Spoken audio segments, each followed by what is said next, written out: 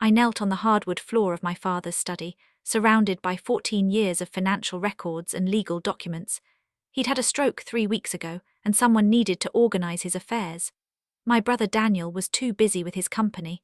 My mother claimed she was too emotional, so the responsibility fell to me, as things always did when the task was unpleasant. The manila envelope was wedged behind a stack of tax returns from 2009. Faded, sealed, marked with my grandmother's name in elegant script I'd recognize anywhere. My hands shook slightly as I opened it, expecting perhaps old photographs or letters. Instead, I found legal documents. My grandmother's last will and testament dated May 15th, 14 years ago, 2 weeks before she died. I scanned the pages looking for my name. It wasn't there. Not in the primary beneficiaries, not in the contingent distributions, nowhere. Just Daniel and my parents splitting everything 3 ways. My grandmother's house, her savings, her investment accounts, all divided among 3 people. Then I saw it. The signature on the witness line didn't match the signature on my grandmother's other legal documents scattered across the desk. The handwriting was too steady, too deliberate. Someone had forged my grandmother's will. My hands trembled as I pulled out the bank statements clipped to the back of the will. Transfers dated June 2009, just days after my grandmother's funeral. Large sums moving from her accounts into accounts belonging to my mother, my father, and Daniel. $200,000 to Daniel, $150,000 to my parents, $350,000 that should have been split 4 ways. I did the math quickly. My share should have been roughly $87,000, enough to pay for college without loans, enough for a down payment on a house, enough to start the business I'd dreamed about.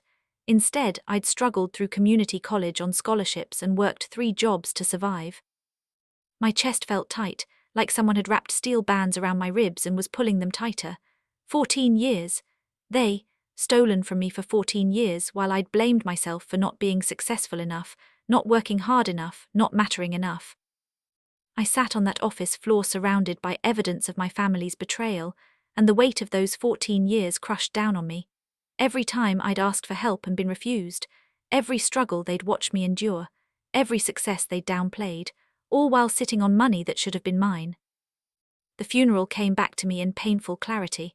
I'd been 19, heartbroken over losing my grandmother, who'd been the only person in the family who'd truly seen me. I'd stood at her graveside trying not to sob, wanting to be strong for my father who'd lost his mother. He'd barely looked at me that day. When I'd tried to hug him, he'd patted my shoulder awkwardly and turned away. I'd thought it was grief, that he was too overwhelmed to show affection. Now I understood it was guilt. My mother had pulled me aside after the service, told me in that sweet voice she used when she wanted something that I should let the adults handle the estate matters, that it was complicated and I wouldn't understand, that the best thing I could do was focus on my own life and let them manage family business. I'd agreed because I'd been taught to defer to them, to trust that they knew best, because I'd been 19 and grieving and hadn't thought to question why I was being excluded from conversations about my own grandmother's estate. They used my grief against me, used my youth and trust as weapons to steal my inheritance while I'd stood there grateful for their guidance. Growing up, I'd always been the odd one out. Daniel was the golden child, athletic, charming, the son who made our parents proud. My mother was the social butterfly, always hosting parties and maintaining appearances. My father was the respected businessman, distant but admired. And then there was me, the daughter who didn't quite fit the family image, too bookish, too quiet, too interested in art instead of business. They made me feel like a burden rather than a blessing, like I was something they tolerated rather than loved. The comments had been subtle but constant, jokes about my impractical interests, suggestions that I needed to be more like Daniel, implications that I was making poor life choices by pursuing creative fields instead of finance, each jab delivered with a smile that said they were just concerned, just trying to help. I'd worked so hard to prove I was worth loving, tried to be successful in ways they'd respect, called every week even when they barely responded, visited for holidays even when I felt like a guest in my own family home, sent thoughtful gifts that went unacknowledged. Now I understood why my success had always made them uncomfortable.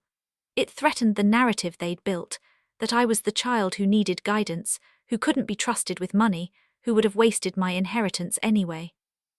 I'd believed for years that working harder would earn their love, that if I just achieved enough, contributed enough, proved my worth enough, they'd finally see me as equal to Daniel, finally treat me like I belonged.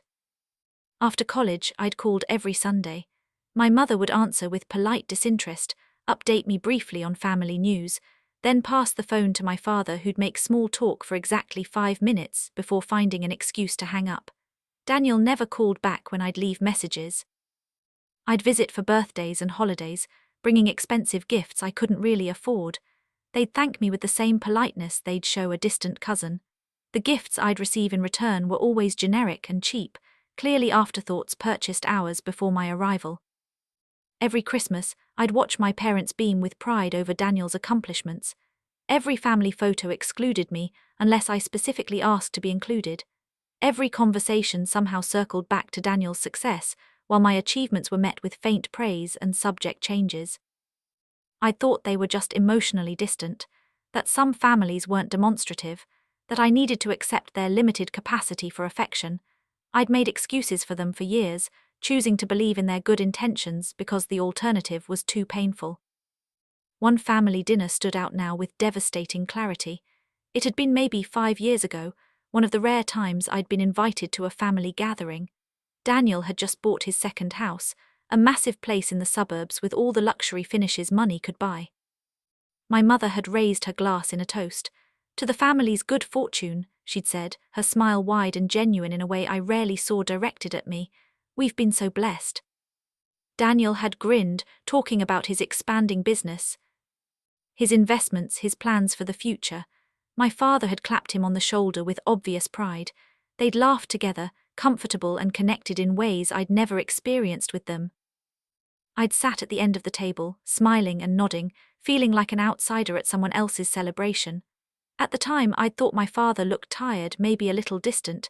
He avoided my eyes most of the evening, finding reasons to focus on his plate or his drink. Now I understood. He hadn't been tired. He'd been guilty. They'd been celebrating wealth built partly on money stolen from me, and my father couldn't quite look me in the eye while doing it. The memory that hurt most was college. I'd been accepted to a good university, my dream school with a strong arts program, but when I'd asked my parents about tuition, they'd sat me down with serious faces and explained they couldn't afford it. Money was tight, Daniel's education had been expensive, they'd done their best but there just wasn't enough. I'd applied for every scholarship and grant I could find, worked full-time while taking classes part-time at community college, graduated with a degree that took 6 years instead of 4 because I could only afford a few classes each semester. I'd been proud of doing it myself, proof that I didn't need their financial support. But the bank records showed tuition-sized withdrawals from my father's account during exactly those years. 20,000 here, 15,000 there, large sums moving regularly. The notes on the transfers said Daniel business investment and Daniel startup costs. They'd had money, they'd just chosen to give it to Daniel instead of me, chosen to invest in his future while I'd struggled through school exhausted and broke, chosen to fund his dreams with money that was partly stolen from my inheritance. My chest burned with a fury I'd never felt before. They'd watched me struggle, had told me they couldn't help, all while using my money to build Daniel's success.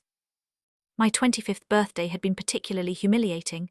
I'd still been trying back then, still hoping each birthday would be the one where they'd show me I mattered. I'd driven 3 hours to have dinner with them, bringing homemade dessert because I couldn't afford a restaurant. My mother had given me a bottle of cheap perfume, the kind they sold at discount stores. The price tag was still on the bottom, $12.99. She'd smiled like it was thoughtful, like she'd put effort into the choice. I'd thanked her and meant it, grateful for any acknowledgement at all. Daniel had handed me an envelope containing printouts of job postings in finance and marketing. "Since you clearly need some direction," he'd said with a laugh that suggested he was being helpful rather than cruel, "maybe it's time to get serious about your career." I'd smiled and thanked him too, swallowing the humiliation that came with my successful older brother implying I was directionless and unsuccessful. Had gone home that night and cried in my car for an hour before driving back to my tiny apartment. Now I saw how intentional their cruelty had been. The cheap gift while they'd had hundreds of thousands in the bank. The job leads implying I was failing when they'd handicapped me from the start. I'd cut contact at 26, told myself it was for my mental health, that I needed distance from their subtle disapproval and constant comparison to Daniel. But the truth was I'd missed them desperately. Missed having a family, missed belonging somewhere, missed the hope that maybe someday they'd change. On birthdays and holidays I'd still send texts, brief messages wishing them well, hoping for some connection. They never replied, not once in 8 years. Radio silence that I'd interpreted as rejection, as confirmation that I didn't matter to them. Christmas cards I'd sent were never acknowledged. The few times I'd called, they'd let it go to voicemail. I'd assumed they were still angry about the distance I'd created, that I'd burned bridges by choosing to step back. I'd carried guilt about abandoning them, even as I'd known the distance was necessary for my survival. The documents spread across the floor explained everything differently. They'd erased me from the family long before I'd chosen to leave. They, stolen my inheritance, built their comfortable lives on my stolen future, and then ignored me because acknowledging me meant facing their guilt. Those unanswered texts weren't rejection, they were evidence of a family that had already decided I didn't exist. I was carrying a box of old financial records to my car when Mrs. Brennan appeared. She lived 3 houses down, had known my family for decades, and had apparently been helping coordinate meals for my father since his stroke. She touched my arm with sympathy.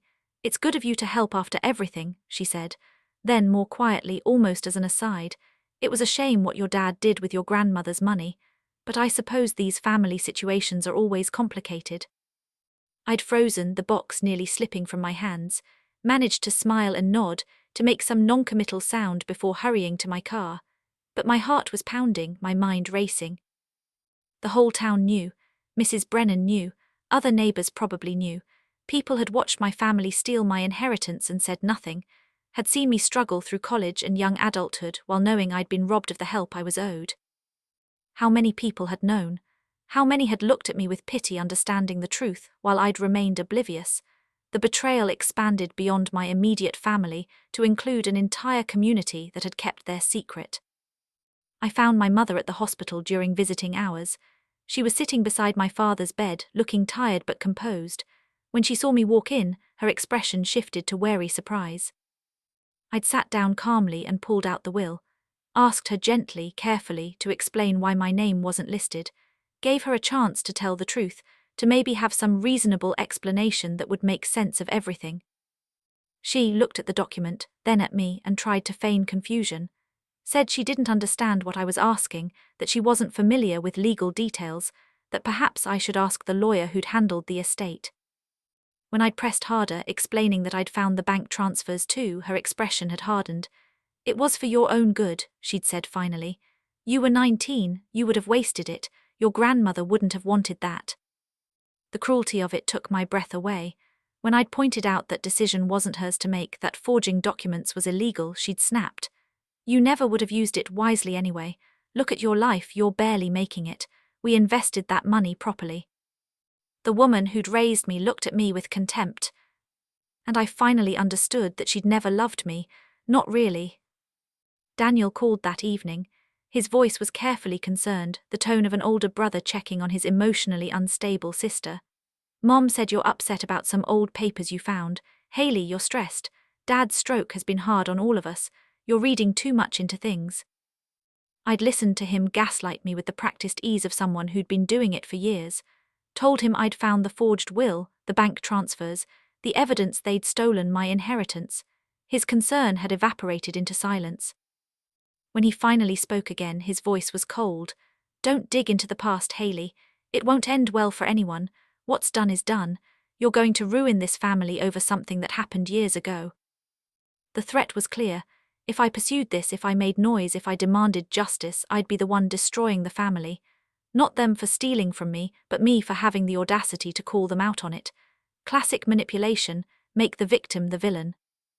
I'd hung up without responding, sat in the dark trying to process how thoroughly they'd corrupted everything, how they'd stolen, lied, and now were threatening me to keep their secret.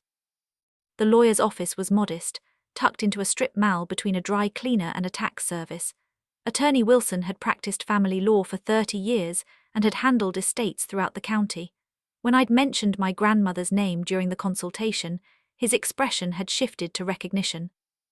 "I remember that estate," he'd said carefully. "It was substantial. Your grandmother was a thoughtful woman." I'd laid out the documents, the forged will, the bank transfers, the timeline of everything. He reviewed each page thoroughly, his expression growing more concerned. Finally, he'd looked at me with genuine sympathy. "This is fraud," he'd confirmed. "Clear forgery, misappropriation of assets, but I have to tell you, the statute of limitations for estate fraud in this state is typically 5 years. This happened 14 years ago. You might not have legal recourse." The words had felt like a physical blow. They, stolen from me, and the law couldn't touch them because they'd hidden it successfully for long enough. Justice wasn't going to come through courts or lawyers. If there was going to be any accountability, I'd have to create it myself. I'd made it to my car before the tears came.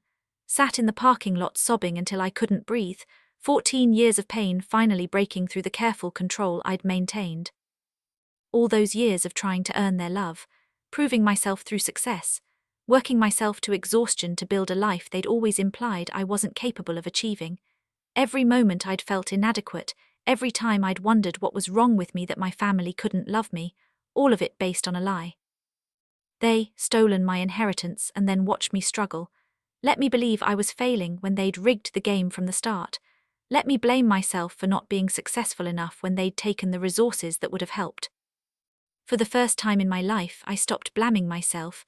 The problem wasn't that I was unlovable or inadequate or difficult. The problem was that my family was corrupt, and I'd been unfortunate enough to be born into it. The grief was overwhelming, but underneath it was something new: clarity, understanding, and the beginning of a resolve that they hadn't managed to destroy despite 14 years of trying. I found my grandmother's journal 3 days later, tucked in a box of her personal items my father had apparently kept. The leather was worn soft, pages filled with her elegant handwriting documenting thoughts and observations over her final years. I'd flipped through randomly at first, just wanting to feel close to her. Then I'd found the entries about me. "Hailey has such a good heart. She sees beauty in things others overlook. I hope she never loses that gift." Spent the afternoon with Hailey. She showed me her artwork, so talented. I see greatness in her future if the world doesn't crush that creative spirit. I'm updating my will to ensure Hailey is provided for. She'll use it wisely. She has integrity her brother lacks. I trust her to do right by the family legacy. The tears came differently this time, not grief or rage but something bittersweet. My grandmother had seen me, had valued me, had intended to provide for my future because she'd believed in me when no one else had. They stolen that gift, but they couldn't steal the truth it represented. My grandmother had known my worth even if my parents never would. My friend Mara listened to the whole story without interrupting. We'd been close since college, one of the few people who'd seen me through the worst years of struggling alone. When I'd finished explaining, she'd sat in thoughtful silence before responding.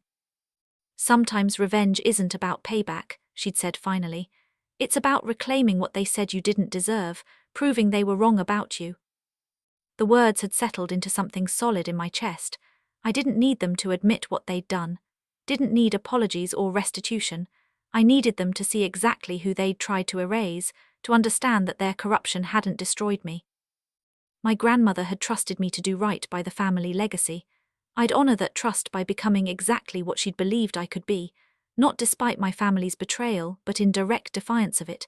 They tried to handicap me and failed. Now I'd make sure they understood just how thoroughly they'd underestimated me. The family meeting happened 2 weeks later, organized by my mother to discuss my father's care and finances now that he was recovering. Daniel was there, of course, ready to take control of everything as he always did. My mother sat with her hands folded, the picture of concerned family matriarch. I'd played along perfectly, asked appropriate questions, nodded when Daniel outlined his plan to manage my father's assets, looked grateful when they assured me I didn't need to worry about any financial responsibilities, the dutiful daughter who understood her place. But I watched them differently now, saw how Daniel's confidence relied on my compliance, how my mother's control depended on my willingness to defer, how my father's guilt made him avoid eye contact. For years I'd given them power by believing their narrative about who I was, by accepting that they knew better, were more capable, deserved more. Now I saw them clearly, not as authority figures but as thieves who'd gotten comfortable with stolen wealth. The power dynamic had shifted, they just didn't know it yet. I'd started digging into Daniel's company 2 days after the family meeting. Public records, business filings, articles in the local business journal. His startup was impressive on the surface, the kind of success story our parents loved to brag about. But the deeper I dug, the shakier things looked.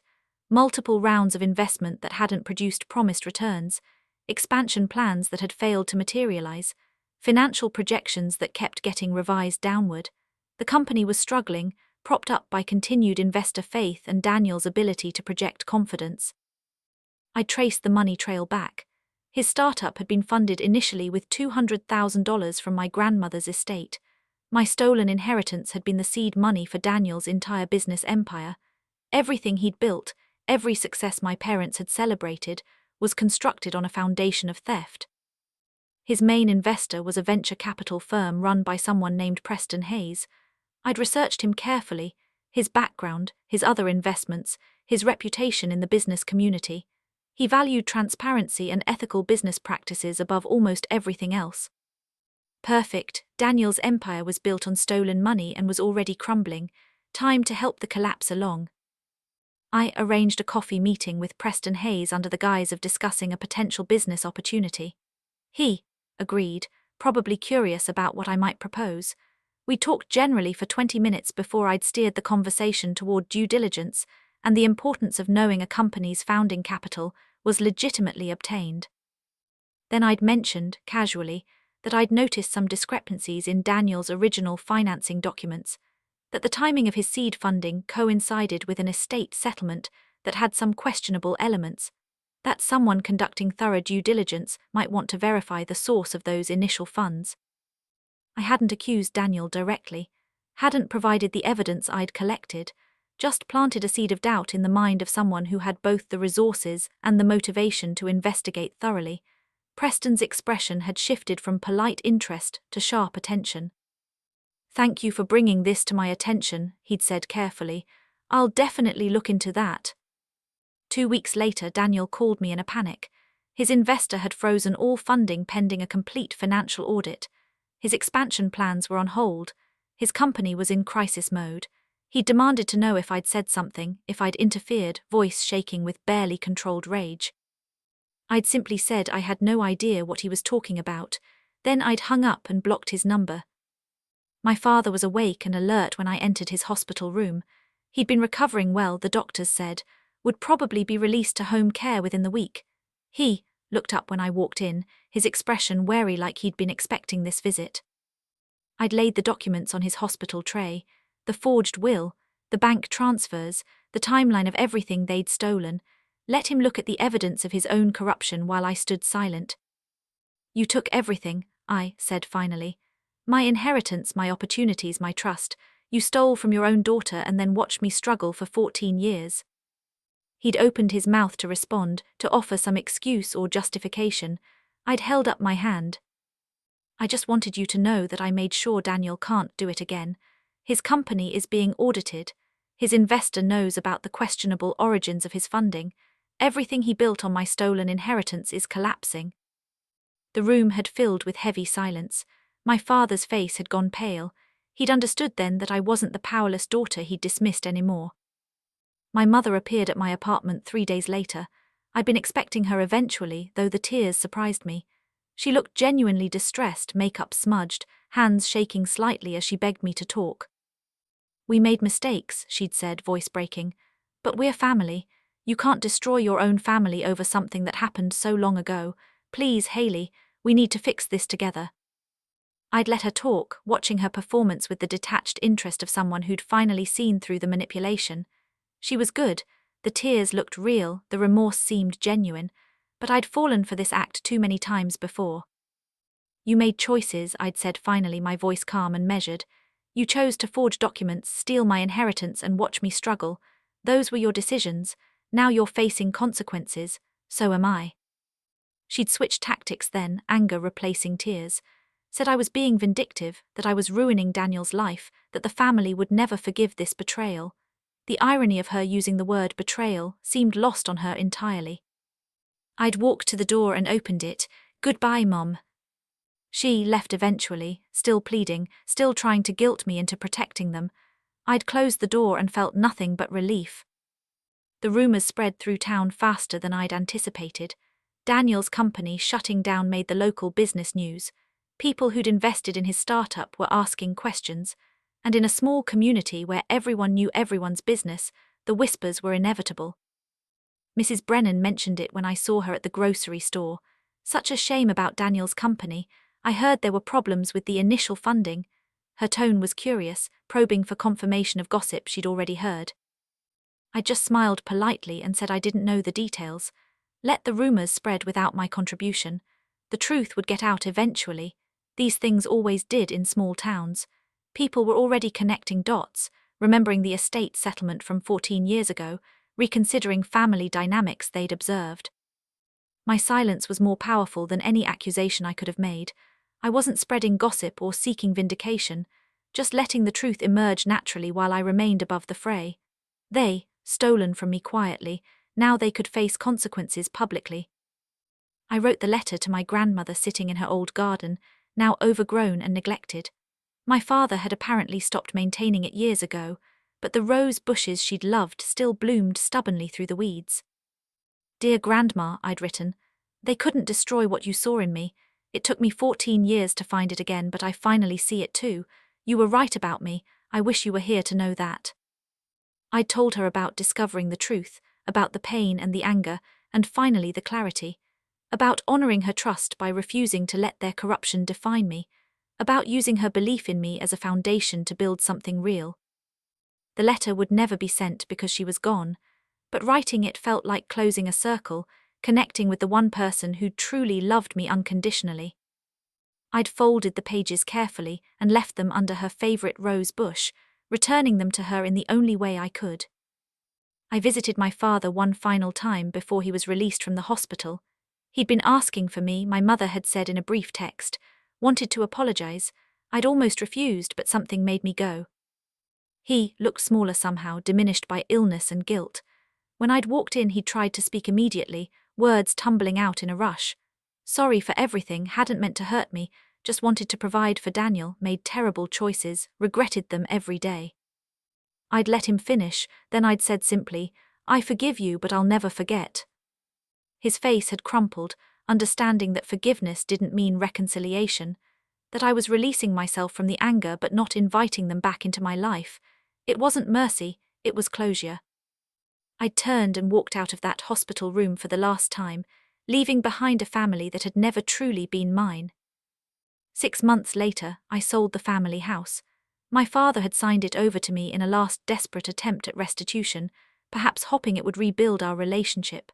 Instead, I'd sold it immediately and used the proceeds in ways that would have made my grandmother proud. Half went to establish a scholarship in her name for students pursuing creative fields who didn't have family financial support. Students like I'd been, talented but struggling, handicapped by circumstances beyond their control. The other half I invested carefully, building the security I should have had from the beginning. I didn't feel triumphant, just free from the weight of trying to earn love from people incapable of giving it, free from the confusion about why I'd never been enough, free from a family that had chosen corruption over connection. My grandmother had trusted me to do right by the family legacy. I'd honored that by refusing to let their betrayal turn me into someone bitter and broken, by building something good from the ruins of their deception. I walked away from that chapter of my life not with satisfaction, but with something quieter and more lasting, the peace that comes from finally understanding the truth and choosing to move forward anyway. They tried to erase me. Instead, they'd helped me find exactly who I was always meant to be.